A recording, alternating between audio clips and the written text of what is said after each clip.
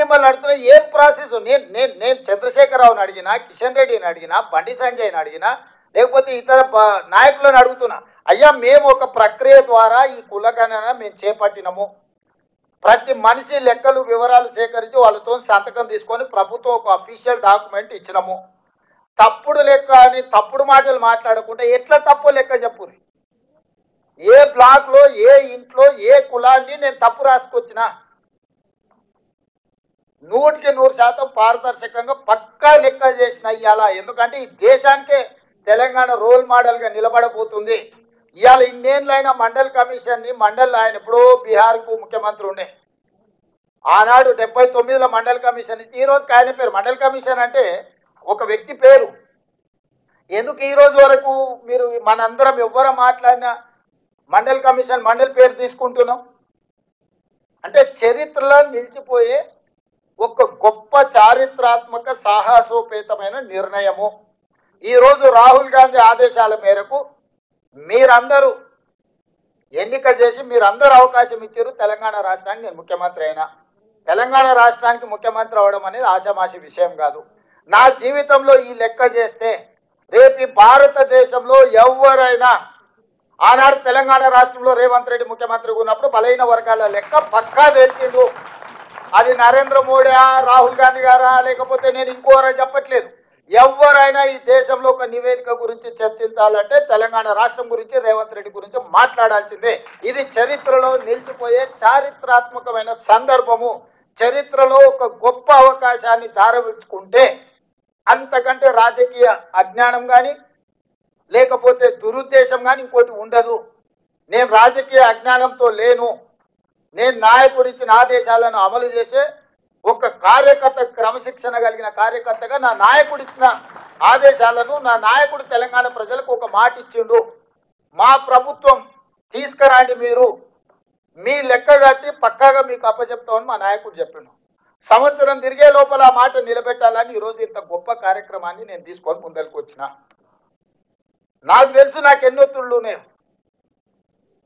మీకు కనిపించకపోవచ్చు. కనిపించకుండా నా మీద జరుగుతున్న ఒత్తిడి ఇది ఎట్లో గట్ల వాయిదా పెట్టు అని, లేకపోతే ఈ లెక్కలు బయట పెడితే రాబోయే రాజకీయ పరమైన ఇబ్బందులు, వీటన్నిటిని ఎంతో మంది వచ్చి నాకు చెప్పినా కూడా నేను ఒకటే మాట చెప్పిన, అయ్యా ఇది చరిత్రలో నిలిచిపోయే ఒక గొప్ప అవకాశము. ప్లస్ మా నాయకుడు రాహుల్ గాంధీ గారు ఈ దేశానికి ఈ రాష్ట్రానికి ఇచ్చిన మాట, నాయకుడు ఆదేశాలను పాటించడమే నా ధర్మము. ఈ వేదిక మీద ఇంతమంది సీనియర్ నాయకులు ఉన్నారు, నాకంటే చాలా మంది. హనుమంత్ అన్న మేము పుట్టినప్పటి నుంచే రాజకీయాలలో ఉన్నాడు. చాలా మంది ఇప్పుడు జానారెడ్డి గారు లాంటి వాళ్ళు 40-50 ఏళ్ళ నుంచి ఉన్నారు. వీళ్ళందరికీ రాని అవకాశం నేను ముఖ్యమంత్రి అయినా. వీళ్ళందరికీ రాని అవకాశం నాకు ముఖ్యమంత్రి అయ్యే అవకాశం చిన్న వయసులో వచ్చింది. ఎందుకు వచ్చింది? ఆనాడు ఆ నాయకుడితోనైనా నాయకుడు ఏం కోరుకుంటాడో, నాయకుడు ఏం ఆదిస్తాడో 100% నాయకుడి ఆదేశాల మేరకు పార్టీ నిర్ణయం మేరకు పనిచేసిన కాబట్టి నాకు అవకాశాలు వచ్చినాయి. ఈనాడు కూడా కాంగ్రెస్ పార్టీ మన నాయకుడు రాహుల్ గాంధీ గారు 100% ఇది అద్భుతంగా చెయ్యాలని వారు కోరుకుంటున్నారు. రాహుల్ గాంధీ దేశం ప్రజల ముందు ఈ విషయంలో ఒక మాట ఇచ్చిండు, పార్టీ కోరుకుంటుంది, నాయకుడు ఆదేశించిండు, దాన్ని తూచా తప్పకుండా 100% అమలు చేయాలన్నదే నా ఆలోచన. కాబట్టి ఈరోజు దీన్ని పారదర్శకంగా పక్కాగా చేస్తున్నా. ఎవరికైనా ఏమైనా శశపిశలు, అపోహలు, అనుమానాలు ఉంటే పక్కన పెట్టండి. ఈరోజు మనం చేసిన లెక్క 100% పక్క. ఎవడు ఏం చెప్పినా నమ్మకండి మిత్రులారా.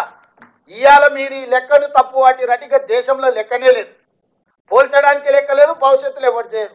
ఇక ఏ రకంగా మేము ఇంతమంది ఉన్నామని మీరు కొట్లాడతారు నాకు చెప్పండి. ఇవాళ ఈ అవకాశాన్ని మీరు వదులుకుంటే ఇక మళ్ళీ అవకాశం వస్తుందని నేను చేయడానికి వేరే ప్రక్రియ లేదు. నేను చేయగలిగిన, ఈ ప్రభుత్వం చేయగలిగిన ప్రతి అంశాన్ని పరిగణలోకి తీసుకొని మన దగ్గర జిల్లాలు తిరిగినాం. డెడికేటెడ్ కమిషన్ భూసాన్ వెంకటేశ్వరరావు గారిని వేసిన ఒక BC-IAS, BC commission G Niranjan గారిని కాంగ్రెస్ పార్టీ క్రమశిక్షణ కలిగిన నాయకుని BC కమిషన్ చైర్మన్ చేసినాం. వాళ్ళందరి సలహాలు తీసుకొని డెడికేటెడ్ BC కమిషన్ వేసి వెంకటేశ్వరరావు గారిని, వాళ్ళ ఫాదర్ కూడా గొప్ప BC నాయకుడు, అట్లాంటి వాళ్ళని పెట్టి ఈరోజు ఈ ప్రక్రియ అంతా చేసినాం. అన్ని నియోజకవర్గాలలో అధికారులు పర్యటించారు, అన్ని జిల్లాలలో పర్యటించారు, BC కమిషన్లు పర్యటించారు, డెడికేటెడ్ కమిషన్ పర్యటించింది. మా మంత్రివర్గ ఉపసంఘం పర్యవేక్షించింది, మా డిప్యూటీ సీఎం గారు పర్యవేక్షించారు. 12 సార్లు నేనే స్వయంగా పర్యవేక్షించి చీఫ్ సెక్రటరీ నుంచి మొత్తం వ్యవస్థలంతా ఇందులో భాగస్వాములను చేసి 50 రోజులు చంద్రశేఖరరావు 12 గంటలలో కాకి లెక్కలు చేస్తే పక్కడబందిగా 50 రోజులు లక్షలాది మంది అధికారులను నేను ఇందులో ఉపయోగించి నేను లెక్క చేసిన. ఈ లెక్కను కూడా మీ ఇవాళ తప్పని వాళ్ళు తప్పుడు ఆరోపణలు చేస్తే మన వాళ్ళు మౌనంగా ఉంటే శాశ్వతంగా నష్టపోతారు. ఇంకే రాష్ట్రం కూడా ముందుకు రాదు. ఇవాళ ఈ రాష్ట్రంలో లెక్క పక్కా తెలిస్తే మిగతా రాష్ట్రాలలో మిగతా ముఖ్యమంత్రులు అందరికీ కూడా విధి లేని పరిస్థితి వస్తుంది. మోడీ గారికి కూడా చెయ్యక తప్పని పరిస్థితి కల్పించాలి.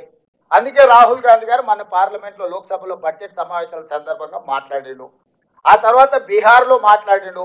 దేశం మొత్తం ఈ తెలంగాణలో మోడల్ని రాహుల్ గాంధీ గారు తీసుకొని దేశం మొత్తం నలుమూలలు పర్యటించి డిమాండ్ చేయాలని రాహుల్ గాంధీ గారి కార్యాచరణ తీసుకుంటుండు. కాబట్టి ఈ కార్యాచరణతో రాహుల్ గాంధీ గారు ముందుకెళ్తే నరేంద్ర మోడీ గారికి రాజకీయంగా తీవ్రమైన విమర్శను, రాజకీయంగా తీవ్రమైన వ్యతిరేకతను ఎదుర్కోవాల్సిన పరిస్థితి. ఎందుకంటే 12 ఏళ్ళు ప్రధానమంత్రి కూడా ఆయన చేయలేదు. రాహుల్ గాంధీ డిమాండ్ చేస్తున్నాడు, రాహుల్ గాంధీ తెలంగాణలో చేయించిందంటే రేపు దేశంలో ప్రధానమంత్రి 100% రాహుల్ గాంధీ గారు ఇది చేస్తారని ప్రజలకు ఒక్కసారి బలహీన వర్గాలకు నమ్మకం కలిగిందంటే రాహుల్ గాంధీ దేశానికి ప్రధానమంత్రి అవుతాడు. రాహుల్ గాంధీ ప్రధానమంత్రి అయితే మొట్టమొదట నష్టపోయేది నరేంద్ర మోడీ. నరేంద్ర మోడీ గారి పదవి పోతే బండి సంజయ్ది, కిషన్ రెడ్డి ఉద్యోగం ఆటోమేటిక్గా ఊడిపోద్ది. వాళ్ళ ఉద్యోగాల రక్షణ కోసం మన ప్రభుత్వం చేసిన ప్రక్రియను మొత్తాన్ని తప్పుబట్టి దీంట్లో కొంతమంది కొన్ని సంఘాలను, కొంతమంది వ్యక్తులను వాళ్ళకు ఉన్న పరిమితమైన జ్ఞానమో సమాచారం లేకపోవడం వల్లనో వాళ్ళు ఏదేదో మాట్లాడుతున్నారు. దీన్ని తిప్పికొట్టకపోతే, దీన్ని ప్రజలకు వివరించకపోతే, మీరు దీని ఓనర్షిప్ తీసుకోకపోతే, this is your property, this is not my property, this is your property, your property has to protect your self.